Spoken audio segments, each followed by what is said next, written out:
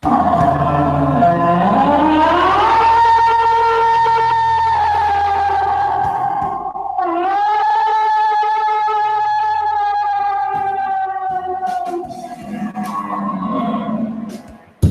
back, everybody. That's right. We're in season 6, Voices in the Night, talking about Bigfoot vocals from all around the country. And tonight we're going off to Tennessee. How do you know she's pretty? Because she's the only 10 I see. Yeah, no, there's a whole lot of really bad jokes that go along with those, but I think we'll leave those for a little later in the show. I got another quasi theory out of the mind of Dean Cooper and a real Bigfoot encounter that a lot of people are going to recognize. And it's the final one. So let's get the show started right now. And let's not click the stop transmission button. There we go. All right. We haven't done that in quite a while. Hello, everybody. I am the Reverend Jeff Kelly. And in case you're wondering, it is a slimmer version of the Reverend Jeff. That's right. I am on a lifestyle change, not a diet. Down probably 27, 28 pounds now in the last 3 months. I'm happy with that. So I figured by this time next summer, I should be able to start doing some hiking, some distance hiking, and that's what I'm hoping for. It just got to be too much, people. I'm not sick. I'm not dying. I don't have cancer. Trust me, Rick Simpson and I are making sure that I do not have cancer. Anyhow. On to the show, and that's where we do the news. That's right. We bring you the very best in what's interesting in crypto and Bigfoot news every week. Got some interesting stuff going on here this week. First things first, man, the tree kangaroo. Hallelujah about that. The tree kangaroo thought to have gone extinct is captured on film for the first time in 90 years. By who? An amateur photographer, just like us. That's right. Scurrying through the branches, it was the blur of brown fur that caught the eye of the intrepid Briton, thousands of miles from home. Amateur naturalist Michael Smith was on a 2-week trip to Indonesia province of West Papua, searching for orchids when deep in the rainforest, he spotted the movement 90 feet above his head. That's right, people. Keep your eyes peeled and don't pay any attention to the man behind the curtain because he's now going to sleep. That's right. All right, moving right along here. Sorry, I had to cover my emotional support animal. Ancient girl's parents were 2 different human species. That's right. 90,000 years ago, the child's first direct evidence of interbreeding among Neanderthals and Denisovians. Boy, look at that mug. Isn't she pretty? Now, this isn't anything about what she looked like, most likely, because I think they have all the information they have from like this little tiny piece of leg bone. But yeah, they sure do pretty them up these days, don't they? When the results first popped up, Vivian Sloan didn't believe it. She goes, "What went wrong?" She recalls asking herself at the time. Her mind immediately turned to the analysis. Did she make a mistake? Could the sample be contaminated? The data was telling her that roughly 90,000-year-old flake of bone she had tested from a teenager that had a Neanderthal mom and a Denisovian dad. Researchers had long suspected that these 2 groups, ancient human relatives, interbred, finding whiffs of both their genes in ancient and modern human genomes, but no one had ever found the direct offspring from such a pairing. I mean, this really is literally like hitting the jackpot. When it comes to the interbreeding, now it's a theory. I mean, it's a proven theory at that. I guess at that time it becomes a fact. The fact that these 2 parents were able to interbreed with each other's species and produce an offspring that our DNA techniques point directly to having one of one kind and one of the other, which would had to have been the case for them to pass back and forth.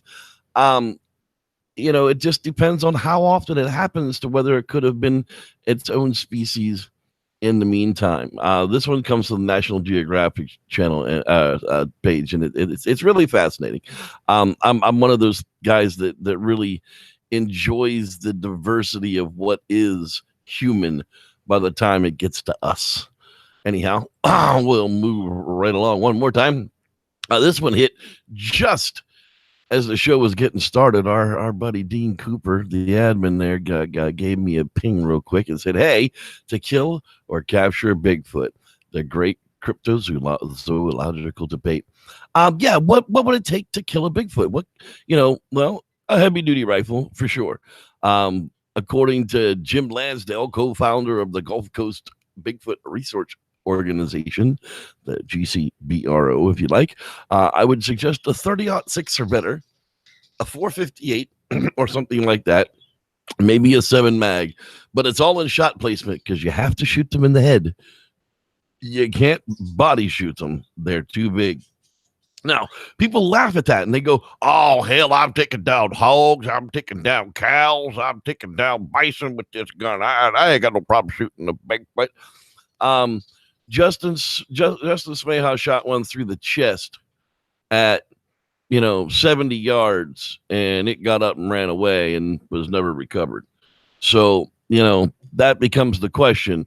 Are they that dense, or are they just able to, maybe they're superhuman and they can self-heal? That's a new one we haven't had. Maybe I can be the king of the self-healing Bigfoot, and that's why we can't shoot them, because they're super Bigfoots and then they heal up right away. I don't know. Lansdale thought about killing a Bigfoot. He even starred in the reality show about it, called, of course, Killing Bigfoot on Destination America. I'm capture it or kill it. You got to kill it. You got to put it on a table. That's the only way that science is going to accept what you're trying to tell them. So for that, you've got to put it on the table. You've got to kill it. Do you shoot it in the head?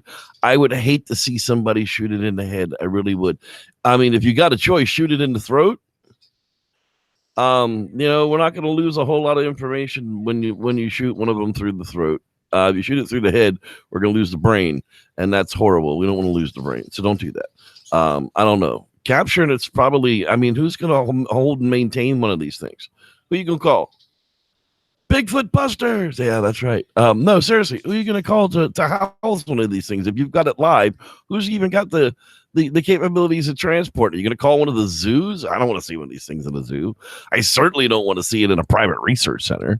So, that capturing it live is really kind of in I can't call it humane because they're not human, but it's kind of wrongful in the fact that, just like we shouldn't keep large mammals, elephants and dolphins and orcas and the like in zoos and theme parks. We probably shouldn't keep Bigfoot there either, but that's where they're going to end up eventually. Kind of sad. Anyhow, Gizmodo, the link's also in the Squatchers Lounge on Facebook. Cryptozoology knows, that's right. The only news with good news with Gary Gnu. A Florida family calls the sheriff over Bigfoot encounter. Parrish, Florida. A family in Manatee County says they came across an unidentified biped. The mother of the family told BFRO investigator Armontieth, best I can do, that they were driving on Highway 62 when they encountered the mysterious creature at 5:15 a.m. We were driving home from an all-night fishing trip, she said, about the July 2017 encounter. This creature waited for the car ahead of us to pass and then ran between the two cars. Really? That's kind of strange. The woman said her husband also saw the creature. She described it as dark in color, huge and fast, and running upright. She added that it didn't have the shoulder motion that humans have when they run. Well, that's because they ain't got no neck. So there's that one there. And an event celebrates the hairy legend of Bigfoot. That's right. Searchers of the Sasquatch from around the country flock to the big festival at Troutdale's Glen Otto Park. I have no idea where that is. I wish these articles would put like a province, a state, something. Whether for believing in the creature or love of the mythology, thousands flock to Troutdale to celebrate all things Bigfoot last weekend. There was a lot of excitement during the second annual Oregon Bigfoot Festival. There you go. Held Saturday, August 18th at Glen Otto Community Park. There were arts and crafts and games for all ages, research experts sharing their findings, and stars from several Bigfoot-oriented shows and movies. Oh, boy. The headliner event, which grew considerably bigger was Cliff Barackman. That's right. The Bigfoot field researcher famous for his role in the formal Animal Planet show Finding Bigfoot. And hey, don't forget, even though the fires went off and everything, the Bigfoot Days celebration is coming up here this coming weekend in Bluff Creek. So if you're guys are gonna go up there, be safe. Be safe. Fire pits are the only appropriate place for fires. We don't want to burn down Patty's lovely backyard. All right. Paranormal Highway, the Salem Rolla hotspot for Bigfoot UFO sightings. That's right. That's the guy there. Highway 72 stretches like a ribbon of asphalt across 25 miles of hard earth between Salem and Rolla. And for years, it's been Missouri's gateway to the Ozark splendor. But alert travelers may find it's also a portal to some of the state's most frequent sightings of paranormal phenomenon. So says Dr. Emery Reary, Salem chiropractor and MUFON investigator. Wait, chiropractor? Doctor? Well, I mean, I guess he could have gone to school that long, but I didn't think chiropractors were real doctors. Anyhow, kind of like a dentist, sorry, who shared a selection of reports he received over the years at a public meeting at the Salem Pizza Inn. I love those kind of places, man. I wish I could get somebody to do kind of stuff around here. We've got enough investigators in the Sacramento area, but we're just unconnected for some strange reason. It is just weird. Back to Florida again. Mayaca City. That's right. The Mayaca State Park. A couple in southeastern Manatee County claimed they spotted a bipedal figure they believed to be a Bigfoot creature. The woman, who didn't provide a name, said she was driving with her husband near the Mayaca River when the creature showed up in June 2018 around 6:45 p.m. The area was flooded on account of the recent subtropical storm Alberto. We were at Long Creek near Wachula Road. She told the BFRO investigator that the road had been used infrequently due to the recent storms. I looked to the left and saw what appeared to be a pile of dark Spanish moss. She initially thought it was strange that a pile of soggy grass was shaped so symmetrically. That's when she claimed she realized that there was a creature hiding and standing still. I couldn't speak. I couldn't process what I was seeing. The eyewitness says that when she told her husband that she had just seen a Sasquatch, he turned the car around, but the odd figure was no longer there. She described the animal as 8 feet tall, dark brown-haired biped with a pointed head, broad shoulders, and thin hips. I couldn't see its face. It looked shaggy and matted because of the 3 to 4 inch hair was wet. Yeah, I got to tell you, when you actually lay eyes on one of these things, you kind of want to wet yourself. I mean, this isn't even, especially when you see them in the wild. I mean, seeing a bear at the zoo is one thing. Seeing a bear in your campsite's a completely different experience. I promise you. If you've never had a bear in camp, that's one thing. But to see and register a Bigfoot in your brain, in the live, that really, it's a terrifying thing sometimes, especially if you realize how close you really are to them. Finally, tonight in the news, I know it was long because it was 2 weeks. The Cryptid Society brings us sad news. The California wildfires claim the site of the Sierra Sounds. Moorhead says Mother Earth will recover. The Sierra Camp, where the infamous Bigfoot vocalizations known as the Sierra Sounds were recorded, has been lost to the continuing spread of the California wildfires, according to author and researcher Ron Moorhead. The Sierra Sounds are known as one of the most iconic pieces of Bigfoot vocalization evidence to date, recorded in 1971 by Ronald J. Moorhead and Alan Berry during an outing between Lake Tahoe and Yosemite National Park. The recordings depict guttural animalistic vocalizations that are attributed to Sasquatch around the campsite.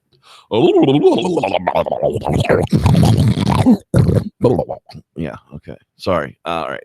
So they're burned out. So them Sasquatches have moved on to somewhere else now. Even though since 1971, no one has ever recorded any of the thing that sounds like that nonsense. It's sad that another investigation site is burned out. But those animals do have to go somewhere.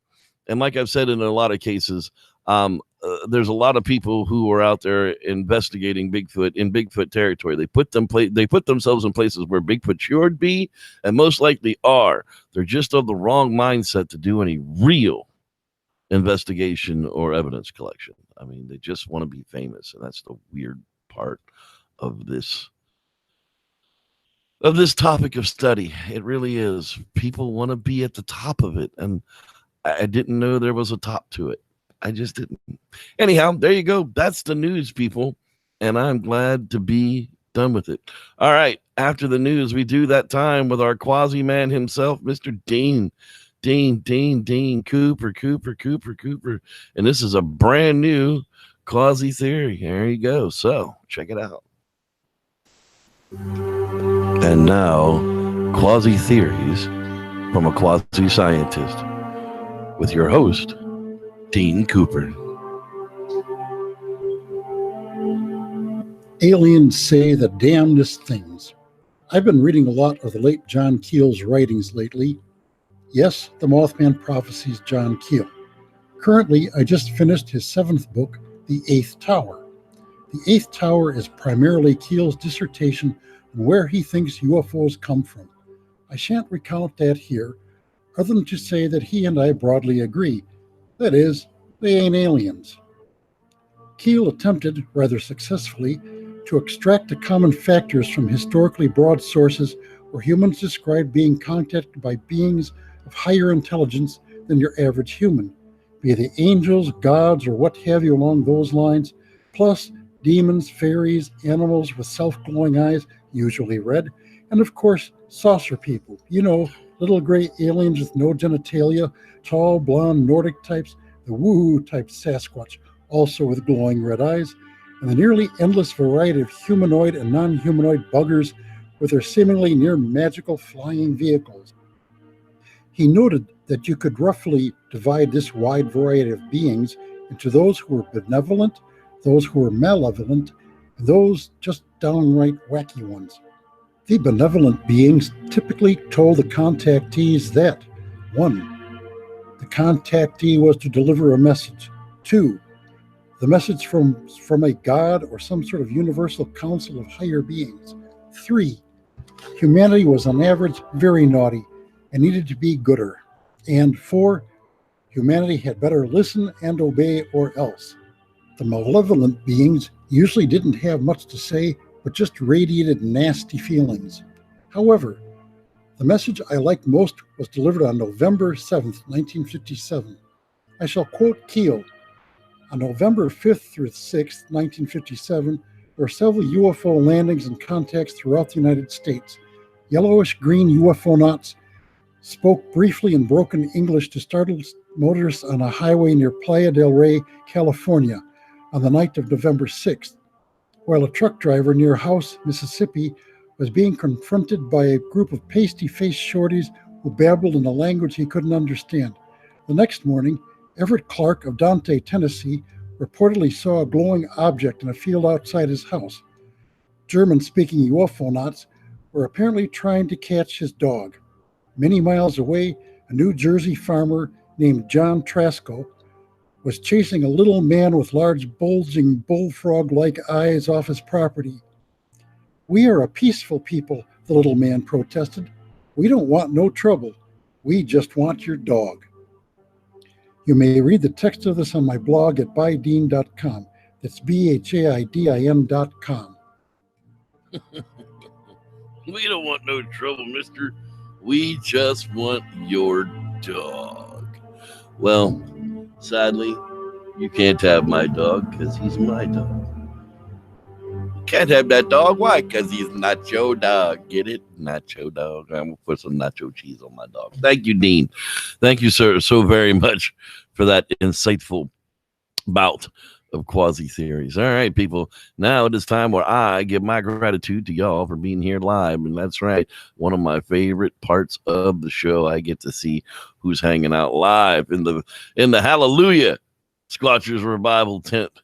That's right.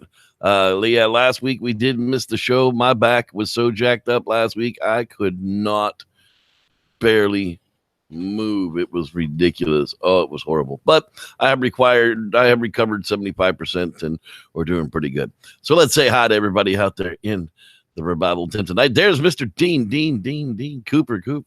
Hello, sir. Starshine, she's in the house swinging her tool. How you doing there? Sorry, I don't know what was going on the other night with the Hangouts. It was just weird. Natalie Smith, how you back? How you doing? I am doing well. I'm faring better this week. Thank you for asking. Timothy McCune, hello, sir. Glad you are here. Shane Barber, the cryptid monster. That's right. There he is. Jim, hello, sir. How are you? I know there's a whole bunch of people here tonight. Brown Dwarf, Bigfoot Days, Bigfoot Festival going on. That's right. Big B Footer, how you doing there, B Footer? I'm glad you're down with the clown. That's right. I know what Insane Clown Posse was. It was dumb as hell, but I know what it is. Lance Windsor, how you doing, sir? Glad you are joining us as well. And that's just the beginning of who's here for sure. These are the people who get here early. We chat. It's a wonderful thing. Jonathan Doty, how you doing there? So glad you are with us. That's right. Happy Odin's Day to Mr. Don Reif. I'm right back at you, sir. The Life and Times of JCM. That's right. The Gone Camping channel. You can go over the Gone Camping channel and check out the flashlight video and lantern video that he does. Is pretty slick. Can Squanch, there you go. Sup with you, champ. Glad you are back with us as well. I know there's a bunch more people. There's the man, Rodney Dupree. He's always in the place to be. Spike Jeff, hey, right back at you there, sir. Glad you are with us as well. James the Grower, there he is. The myth, the man, the legend. Squatch Fox, there she is. Hey, Cassie. I'm sure Christopher is with you as well. Make sure you eat them vegetables. Get big and strong, son. Eduardo Javier. I give you the middle finger back. Sure. Hello. I'm right back at you. I'm not sure what that means. Is that a thing now? I'm not sure. I'm not hip enough to know. You're Hobo Man 5. Hey, how you doing, champ? Glad you are back in the house with us as well. A lot of people here tonight. Lots of people here tonight. That is good. I haven't seen Oreo Cream Rocks check in here yet. Gandalf the White. Yes, sir. The beard has outgrown the camera angle. Yes, it is still doing quite well. Thank you very much. Michael Bird is in the house. That's right. I know there's Sam Squanch Rivera. There's the man. Hey, pal. Glad you're checking us out from Florida. That's right. Aaron Duncan. I saw that name in there. The Reverend Matthew Gaines is checking in. There's the Squatchy Inks. Yo ho, me mateys. Yo ho. That's right. You may be seeing some segments of the Rev and your old pal Wes sitting down and shooting the shit. We're working on doing a little collaboration again, getting the old Westmaster back behind the microphone and going to have a good time doing it. That's right. Nothing permanent, nothing on a regular basis, but when he feels like it, we'll get it done. If I hadn't said hi to you yet, I surely am going to now. Mr. Root Man, how you doing? There's Silver Mercury. That's right, Silver Mercury. He's here as well. Or she's here as well. Could be, I guess. Getting down to the bottom here. If you haven't said hi to me, I don't know you're here, so I can't say hi back. That's right, everybody. Hit the thumbs up. Hit the subscribe button.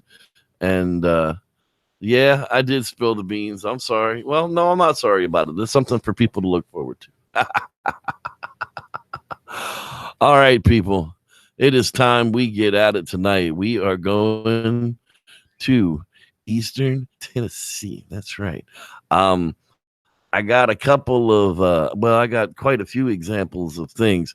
Now, the first one we're going to listen to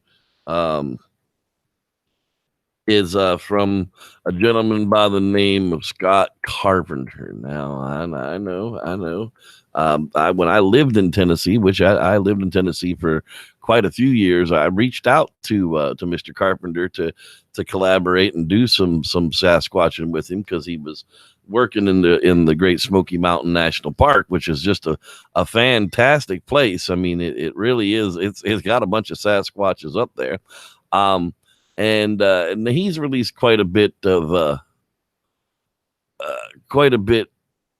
audio from time to time on what he thinks is Sasquatch sound. So I'm gonna give it a whirl here, and let's give some of his a listen.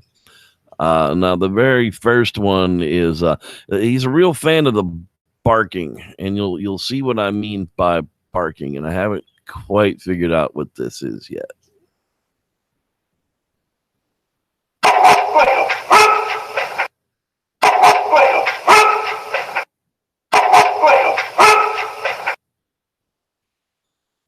It's a strange capture, I know, and unfortunately, that's how they're presented.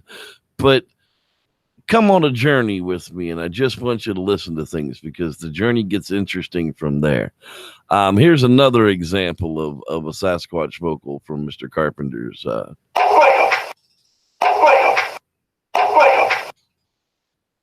Now, apparently, there's something there. I don't know what that is, nor why it's cut out so deliberately, or what's cut around it. But again, let's go a little further down this journey.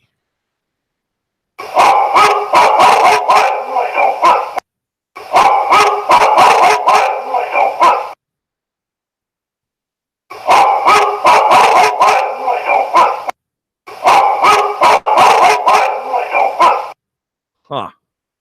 So I got to listening to them, and you know, just like in the opening, we were talking. I was talking about these Sierra sounds. You know, they're very strangely similar. If you listen to,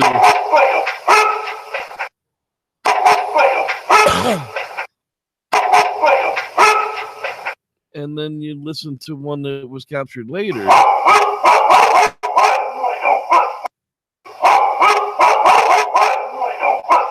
They're nearly at the same decibel level, the same angle of capture, closeness to the microphone seems to be awfully close to them.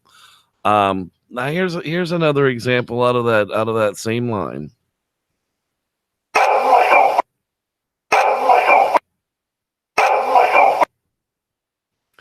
Now, you know, when you go back to put them all together and you listen to it,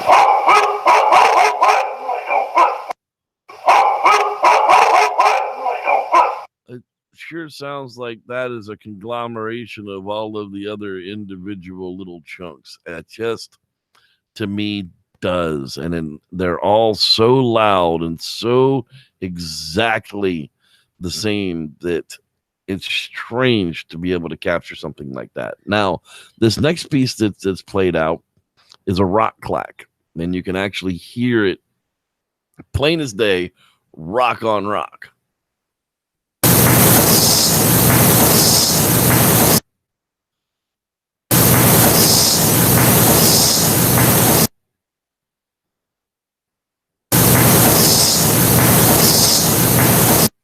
Now, you know, rock clacking, of course, you know, they say when they take two pieces of rock and smack them together. And I don't know that that's a Bigfoot behavior, but I do know that when David and I had investigated at the Browns, and it's footage that never actually saw the light of day because I was so violently sick, we never actually were able to catch enough footage to put anything together. But there was a point where we had found just off to where they had claimed they had heard rock clacking, where we actually found the stone that was broken and the stone that struck it to break it, all within a few, 10 or 11 feet vicinity of each other. And we were able to put that back together, and we were able to replicate the breaking of the first rock by re-breaking it with the same striking stone. So the reason that it only clacked once was because, the stone that it was clacking against actually broke. My theory is that they may carry around rocks for hunting. They're throwing rocks at birds. They're throwing rocks at small rodents. They're doing that type of thing to knock a rodent out and just walk over, pick it up, and eat it. I mean, it's such an easy meal. But that's just a hypothesis that I'm working from at the moment. Anyhow, the last version of this one here from Mr. Carpenter up there by the dome.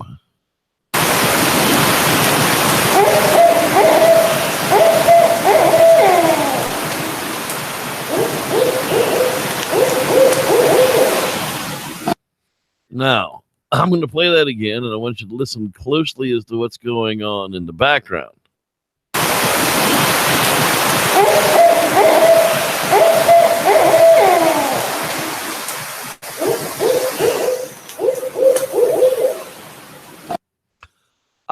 It's pouring down rain. And one of the things that the Eastern Bigfoot do is mimic owls. I've heard it myself live. It's kind of creepy. These owls, I don't recognize the call. I wish somebody would. Can somebody identify for me which owl these are? I did a significant study on the great horned owl, but I was lazy and didn't really retain a whole lot of the information over the last 25 years. But yeah, I'm not so sure of what's really going on, but it's pouring down rain in the background, and owls are not known for vocalizing in the rain at all.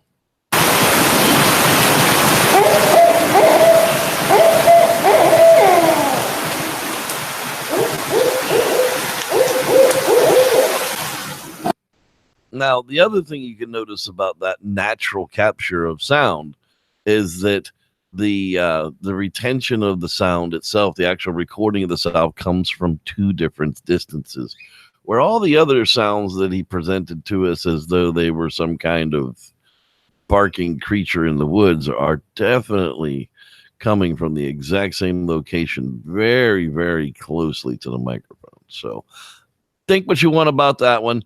I'm one of those guys that think that Scott was on a good path until he got wrapped up with the wrong people. He's actually wrapped up in the whole Melba Ketchum genome. They're half human cloaking. I don't know, alien beings. I have no clue where that camp is anymore. They're on to elongated skulls and aliens, I think now. I'm not really sure where they're at. But I do have a second case here, and this is from the Van Buren County, Tennessee. Sasquatch research guys were out on investigation. They left they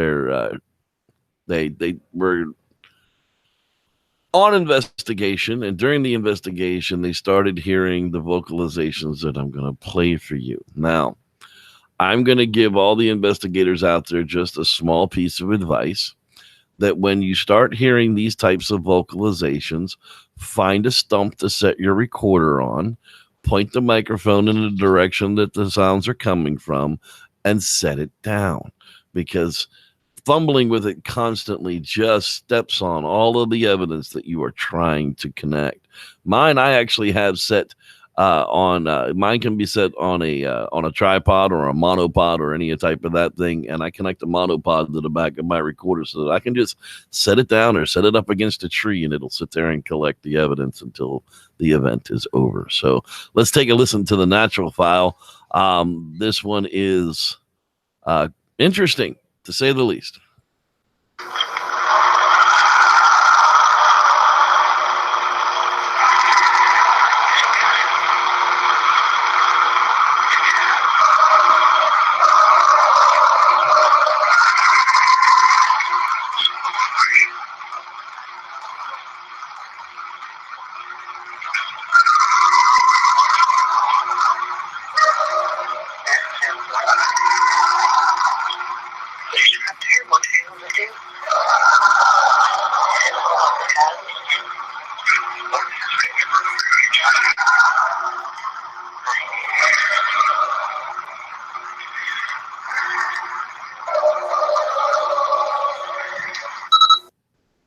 Now, again, the wailing woman is an Eastern Tennessee tradition. There's a Tennessee tradition of the woods, and the deep woods, and that's very similar to what these things kind of sound like.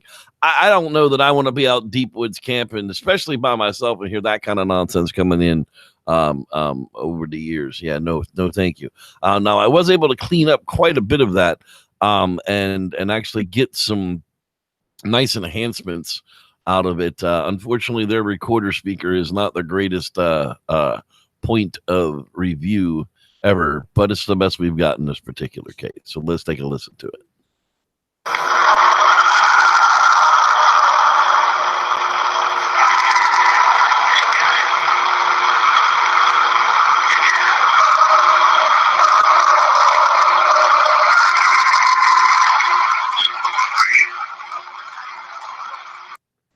You know, I mean, we talk about the screaming cougar in heat, or the screaming cougar females, or I don't believe that's what that is at all. I mean, I've heard those weird sounds in there. It's way too vocal and elongated to be any type of smaller animal like a fox or a weasel or anything like that. So I'm just having a hard time placing even the extent of the vocals with the length of the vocals and the decibel of what those vocals have to be being screamed at.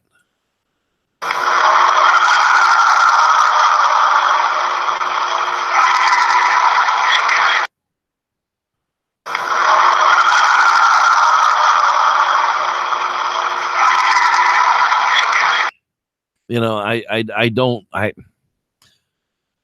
even know what to begin to tell you that is.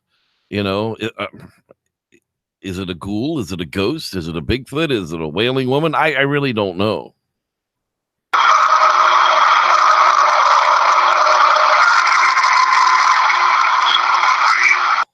You know, we go through the barking again, like we were just talking about in some of Scott Carpenter's files.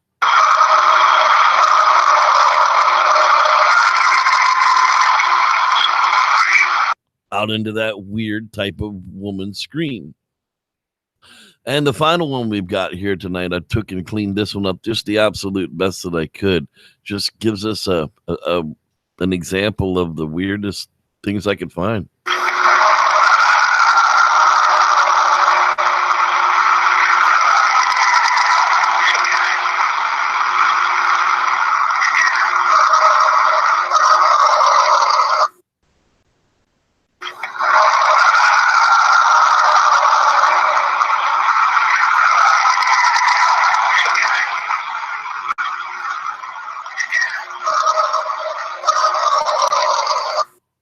Yeah, I have absolutely no clue as to what to begin to tell you those sounds are coming out of Tennessee. None whatsoever. I'd like to have an explanation of it. If anybody out there knows what those sounds are and has an example of it to show to us, I would love to hear it and be able to come on the air and say, hey, with those things we heard in Tennessee, those are not Bigfoot.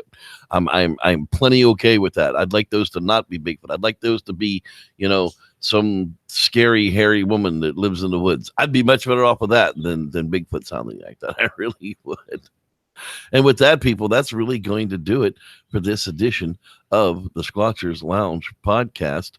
I wanted to say hello out there to my man Forrest Cop and Forrest Crab as well. I know you guys usually catch this on the rebound, so I wanted to make sure I said hello to you guys out there as well. There'll be an after hangout coming out right after this, and there is another the final Real Bigfoot Encounter. I should have played this one last week, but I didn't know it was the case. So with that, enjoy this Canadian Rockies specialist. And we'll see you next week. May the Squatch be with you. Welcome to another edition of Real Bigfoot Encounters. This week's story comes to us from the high Canadian Rockies. A woodsman sets off on a lifelong conquest to prove his stories are real. Let's hear his tale. My name is Todd, and I've been researching Bigfoot most of my life. I've spent so many hours in the peaks of the Rockies, I've lost count the number of times the forest people have visited me. This trip, though, was going to be special. The Bigfoot people have finally seemed to accept me, as they have let me pass to the entrance of the secret valley. As the Sasquatch in the hidden valley really didn't know me, I'd have to be stealthy making my way in, as to not surprise them with my presence. So I brought minimal gear in my ghillie suit to blend in during the trip. I started to make my way into the valley very slowly at first, maybe covering 1 mile per hour, but the terrain began to get steep, so much that the danger was real of never coming out alive. I donned my ghillie suit and began to belly crawl along the mountain pass as to not be detected. It took 3 days and 2 nights of stealthy movement through the valley, but I finally made it in to where the forest people dwell, and I was soon blessed with my first views of them. I had camped out on a small ridge for the day, as moving at night actually seemed to be easier as I belly crawled along my way. My night vision batteries had held out so far. I was hoping they would be enough. It was just before dusk when I noticed the sentry, or watcher Sasquatch, on the ridge across the peak.